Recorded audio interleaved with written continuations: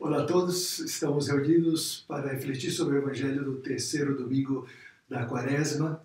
Domingo esse que nós vamos ler o Evangelho segundo São João, no capítulo 2, versículos 13 a 25. Recordando que a Quaresma tem uma liturgia muito diferente da liturgia do tempo comum, que segue quase que cronologicamente os Evangelhos segundo vai avançando a vida de Jesus. Na Quaresma, o que interessa é a preparação para a paixão, morte e ressurreição do Senhor. Então, pega eventos extraordinários da vida de Jesus que nos ajudam a preparar para esse momento. Este evento está ao início do Evangelho de São João, mas ainda que está no início do Evangelho, se trata quase que o final da vida de Jesus, já a preparação imediata para a sua paixão, morte e ressurreição, que é quando Jesus entra no templo e realiza uma ação aparentemente contraditória. Nós estamos acostumados a Jesus, que é um homem pacífico, um homem de perdão, de acolhida dos pecadores, de ir ao encontro dos mais necessitados. E aqui ele entra no templo e expulsa os vendedores do templo, os cambistas, derruba as barracas, ou seja, como nós diríamos no Brasil, arma um barraco. E por que será que aconteceu isso? Jesus perdeu o controle? Logicamente não. Jesus é o Filho de Deus, ele sabe exatamente o que ele faz e como faz e por que faz e que mensagem ele quer dar com aquilo que faz. Mas isso nós vamos falar na reflexão, deixamos agora esse tempinho para que cada um de vocês possa ler o texto do Evangelho e depois, como sempre, vamos colocar algumas perguntas de reflexão que nos ajude a aprofundar no texto. Boa leitura.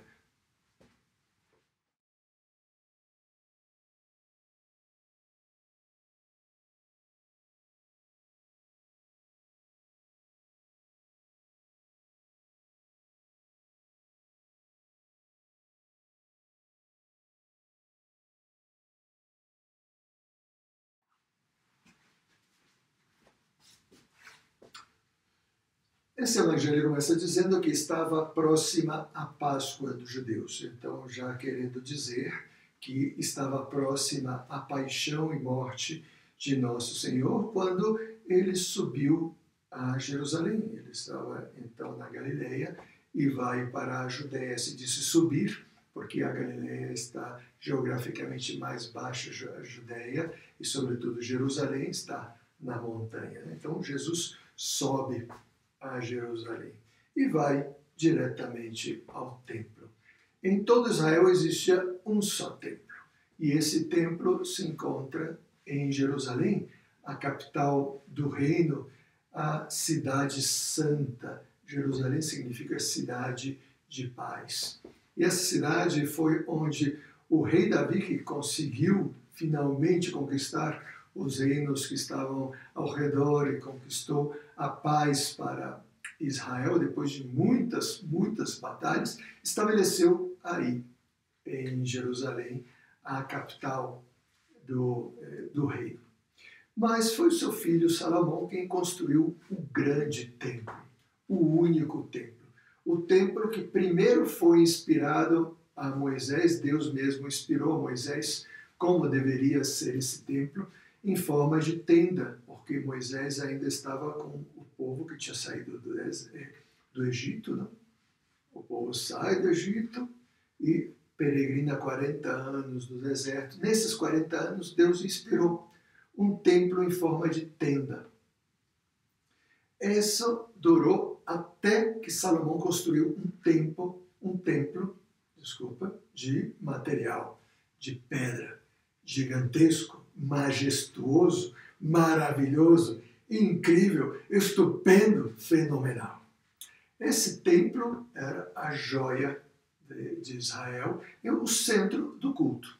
Então, era só no templo de Jerusalém onde se realizavam os sacrifícios de expiação, de agradecimento pela saída do Egito, e aí se comemorava a Páscoa, um grande altar dos sacrifícios, e depois dentro do templo era onde estava a Arca da Aliança, E a Arca da Aliança aí esteve até a destruição do templo por Nabucodonosor. Então, quando o templo foi reconstruído, a Arca não foi encontrada. Então, esse lugar, o Santo dos Santos, ficou vazio. Mas mesmo assim continuava sendo o lugar santo. Tão santo que só o sumo sacerdote podia entrar no templo uma vez por ano para realizar aí o rito que ele tinha que realizar de oferecimento. Então, esse era o lugar santo por excelência em Israel. O templo tinha lugares que eram acessíveis a certas pessoas que tinham direitos a aceder a esses lugares. O Santo dos Santos, só o sumo sacerdote podia aceder, e uma vez por ano, como nós dissemos. Então, o templo era um lugar muito santo. Muito santo. Não era um lugar qualquer. Então, as perguntas que nós colocamos aqui é: por que Jesus expulsou os vendedores do templo? Primeiro temos que entender um pouquinho como era a estrutura do templo, né? Primeiro tinha uma grande esplanada em que podiam entrar qualquer pessoa. Era o pátio dos gentios. Então você subia uma grande escada, entrava por uma porta gigantesca nesse pátio que era rodeado por 4 pórticos, né? Também gigantescos.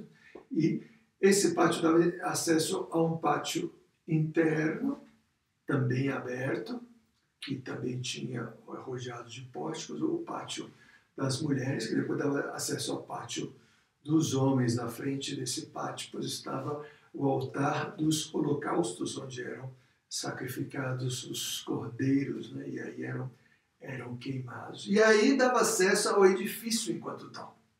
Tudo isso eram pátios, né? Então, o edifício também enorme, que também tinha uma primeira câmara, que depois dava acesso a uma segunda câmara, que era o Santo dos Santos, onde estava o altar dos pães, né? O altar dos incensos, e aí o lugar onde estaria a Arca da Aliança. Então, pois nós perguntamos: por que Jesus expulsa os vendedores do templo? Os vendedores, então, eles não estavam dentro do edifício do templo. Aí, nesse edifício, não entrava ninguém. Eles estavam no pátio dos gentios. Então, aí é onde eles vendiam todas as coisas que eram necessárias para os sacrifícios. Então, vendiam ovelhas, vendiam pombas, rolinhas, faziam câmbio de moedas de pessoas que vinham de outras partes da Galileia, da Judeia, de fora de Israel, e traziam outras moedas, e aí faziam o escâmbio. E também outras coisas, né? Comida, bebida, enfim, acaba se estendendo a um comércio um pouco mais amplo, né? Tudo isso estava acontecendo dentro do recinto do templo, que era o pátio. E isso, pois, tinha vindo acontecendo durante muitos anos, inclusive talvez até séculos, né? Durante os 3 anos de Jesus e das outras vindas de Jesus a Jerusalém, ele nunca tinha tomado atitude em relação a isso. Por que agora ele sim vai e expulsa os vendedores do templo? Porque era um gesto que tinha um significado. Se preparava o momento da transformação do culto em Israel.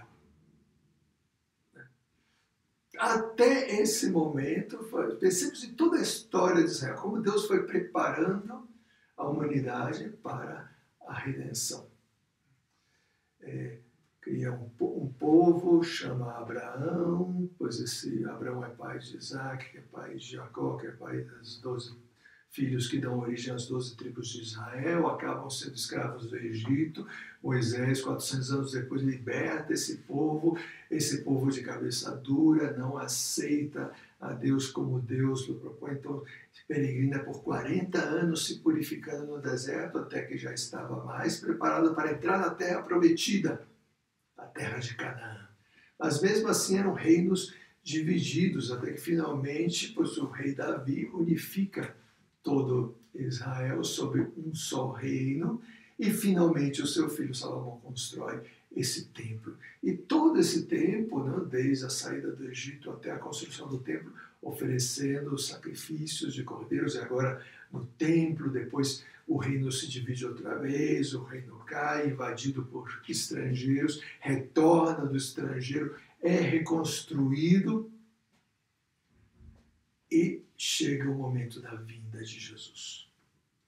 Toda essa preparação era para esse momento. Jesus, que é o Filho de Deus que veio ao mundo, que vem estabelecer a nova e eterna aliança. Então, o tempo do templo está contado. Os dias do templo estão contados. Jesus prepara o fim do culto do templo para o início do novo culto que ele mesmo vai criar, que é a igreja. A igreja católica, essa mesma, no qual ele é o fundador e que ele funda em Pedro e sobre os apóstolos. Então, o momento foi escolhido por Jesus. Então, em primeiro lugar, ele vem dizer que o culto que nós devemos oferecer a Deus é um culto de pureza e não de compra e venda de coisas materiais. Então, o gesto que ele faz, que é um gesto muito violento, é um gesto simbólico. Toda a violência que a humanidade tem feito contra Deus, em particular essa humanidade escolhida por Deus, que é o povo de Israel, que deveria cultuá-lo, amá-lo com um amor muito pessoal, porque Deus se revelou, Deus fez milagres grandíssimos por Israel, e Israel transforma a casa de Deus, a única casa de Deus, num covil de ladrões. E por que de ladrões? Porque está chamando de ladrão os vendedores enquanto tal? Não, ele está falando do templo. Que o templo sendo um lugar santo, qualquer pessoa que pois chega com uma atitude menos santa está transformando esse lugar, está rebaixando esse lugar a um covil de ladrões. Por que Jesus disse que levantaria o templo em 3 dias? Então continua a narração, né? Encontrou os vendedores de bois, ovelhas e pombas, os cambistas que estavam aí, fez um chicote de cordas, expulsou todos do templo, e disse: tirai daqui, não façais da casa do meu pai uma casa de comércio. Seus discípulos lembraram-se mais tarde que a Escritura diz: o zelo por tua casa me consumirá. Então os judeus perguntaram a Jesus: que sinal nos mostras para agir assim? E aí Jesus surpreende de novo. Porque ele diz: destruí esse templo e em 3 dias o levantarei. Qualquer um que olhasse, que estivesse, que conhecesse o templo de Jerusalém, diria: isso é impossível, nem em 3 dias, nem em 3 meses, nem em 3 anos. Isso é uma construção gigantesca, enorme. Enorme. Como que Jesus vai reconstruí-lo em 3 dias? Pois é, que outra vez Jesus está querendo dar um sinal. Um sinal do que ele vai fazer. Então, ele está anunciando o final do judaísmo. Ele está anunciando o final do templo. Então, não é um final enquanto destruição. É um final enquanto aperfeiçoamento. Porque, na verdade, Deus nunca pensou em fundar 2 religiões, primeiro o judaísmo e depois o cristianismo, mas uma continuidade, do qual o Antigo Testamento era a primeira fase do que viria depois. Era a preparação para que viesse o seu filho. Então Jesus está anunciando o fim da aliança antiga, a aliança que Moisés tinha feito com o povo. Ia começar a aliança que ele ia fazer com o povo. Então, terminando a antiga aliança, terminava também o antigo templo, que era o lugar onde essa aliança se cumpria. E então surgia o novo templo, que era um novo lugar, onde a aliança nova vai se cumprir. E esse novo lugar, o que é? Vai ser uma igreja? Não. Vai ser o próprio Cristo, o próprio Jesus. Ele está falando do templo do seu corpo. Então, destruir esse templo, não esse de pedra, esse templo. O meu corpo é o novo templo. E eu reconstruirei em 3 dias. É o 3º dia que Jesus ressuscita. Ele morre e ressuscita. O que é mais fácil, construir um templo de pedra ou ressuscitar? Que eu saiba, ninguém jamais ressuscitou pelo seu próprio poder. E menos ainda a ressurreição de Jesus, que não foi uma ressuscitação para voltar a morrer, né, que é o que aconteceu com as outras pessoas que ressuscitaram, como Lázaro, ou aquele que o profeta Eliseu ressuscitou. Não, essas pessoas, ou Paulo, não, essas pessoas voltaram a morrer. A ressurreição de Jesus é uma transformação de um corpo humano num corpo glorioso humano. E Cristo, ressuscitado, passa a ser a cabeça do corpo místico, que é a sua igreja, o novo templo, aonde se vão oferecer o novo sacrifício, o sacrifício da missa. Já não de cordeiros, entrega de sangue de cordeiros, mas o sangue do único cordeiro, o Cordeiro de Deus, que misticamente se celebra em cada missa. Então é por isso que Jesus disse, né, que levantaria o templo em 3 dias. Era o templo do seu corpo. E finalmente a última pergunta, por que Jesus não dava crédito aos que creram nele? Porque quando aconteceram todas essas coisas, né, os judeus, né, disseram 46 anos foram precisos para a construção desse santuário, você vai levantá-lo em 3 dias. Mas Jesus falava do templo do seu corpo. Quando Jesus ressuscitou, né, os discípulos lembraram que ele tinha dito isso. Vendo os sinais que Jesus fazia, muitos creram no seu nome, mas Jesus não lhes dava crédito. Por que não? Porque essa fé baseada na pressão dos sentidos, ela não dura muito. Ela é fogo de palha. Então Jesus, ele nunca quis impressionar ninguém através dos seus sinais. Os seus sinais eram só para tocar o coração daquelas pessoas que realmente estavam dispostas a amar a Deus sobre todas as coisas. Então elas se lançariam nas mãos de Deus e Deus mesmo lhes concederia o dom da fé. A pessoa que não é humilde, não, ela só fica impressionada. Nossa, que sinal grandioso e tal. Mas daqui a pouco ela esquece e ela abandona. Então, as pessoas que estão procurando sinais, milagres, o ver para crer, isso não é fé, isso é evidência. E Deus, ele não quer impressionar ninguém. Se ele quisesse, ele já tinha feito isso. Ele é Deus, ele é onipotente. Ele quer os nossos corações. Ele quer a entrega dos nossos corações. Ele quer amor. Amores Deus quer. E não desculpas para dizer por que nós não seguimos a Ele.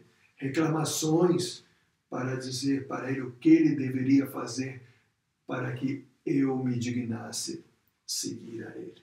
Então, Jesus, ele não está buscando palco, ele não está buscando aplauso, ele não está buscando seguidores. Ele veio dar a sua vida por nós, derramar todo o seu sangue por nós, para que aqueles que quiserem abraçar a fé e seguirem no caminho de santidade e felicidade nessa vida e na eternidade, aí está. Contem com toda a ajuda e o apoio de Jesus. Tomara que nós sejamos entre essas pessoas que estamos com fome e sede do amor de Jesus e não estejamos buscando milagres para tratar de justificar a nossa incredulidade. O Senhor esteja convosco. Ele está no meio de nós. Abençoe-vos o Deus Todo-Poderoso, Pai, Filho e Espírito Santo. Amém. Fenomenal.